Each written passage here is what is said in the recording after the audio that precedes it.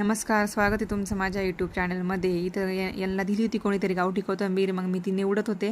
म्हटलं निवडून वगैरे ठेवा आणि संध्याकाळीच व्हिडिओ हा घेतलेला आहे. मग नंतर संध्याकाळी आम्ही चाललो होतो दूर्वा आणायला, तिघीजणी शेजारच्या दोघी बहिणींना आम्ही म्हटलं दूर्वा आणावा. आमच्या तिथं जवळच शेती आहे ना, मग ह्या दोघी घेत होत्या तिथून, एक इकडं होती एक इकडं होती. मग नंतर घेतल्या त्यांनी.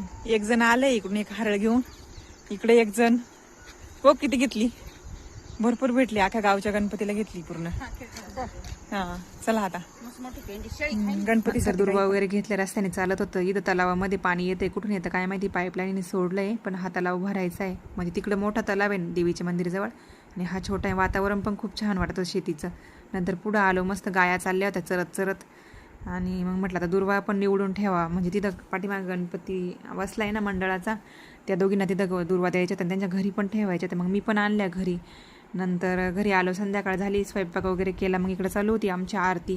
कस्तुरीचे पप्पा घेत होते आरती. नंतर मग कस्तुरीनी पण घेतली, समूनी घेतली, मग मी पण घेतली इकडं आरती. आणि मग नंतर आरती वगैरे झाली. मग देवाला गणपती बाप्पाला नैवेद्य वगैरे ठेवला संध्याकाळी ना. पाठीमागं मंडळाचा गणपती ना, तिथं पोरं गेली होती. म्हणजे संगीत खुर्चीचा कार्यक्रम होता. मग चाललं होतं पोरांचं संगीत खुर्ची खेळायचं काम. नंतर कार्यक्रम वगैरे झाला, मग आलो आम्ही घरी. तुम्हाला जर माझे व्हिडिओ आवडत असेल, लाईक शेअर कमेंट्स आणि सबस्क्राईब करा. बाय.